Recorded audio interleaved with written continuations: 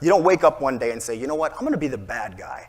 I'm going to get involved in something that's horrible for humanity, horrible for the country, horrible for the individual that's involved in it, horrible for everybody that's around it, and especially horrible for the people that that ideology victimizes, minimizes, and degrades. No one says that. We thought, those of us that were involved in it, most of us thought we were doing something good and noble. And that is one of the first steps to understanding that environment, that psychology of it, to be able to reach those people, to be able to reach them and change their way of thinking, to change their hearts and minds. You know, you hear people talk about changing hearts and minds.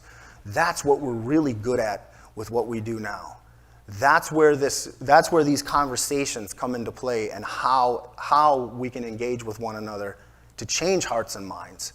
If someone like myself that was involved in that type of extremism, in that type of an organization that was that hateful can change, if someone like Scott Shepherd, who was an Imperial Wizard in the Klan for years and years and years, can change, these are some of the most extreme organizations in the country.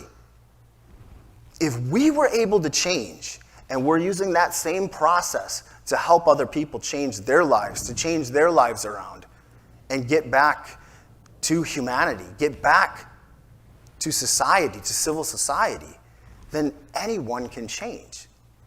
We don't want to give up on people. We don't. When you look out at society, there's always people that we disagree with, you know, and that's okay too.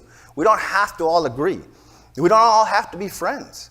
But we need to treat one another as human beings and see one another as equal, whether we agree or not.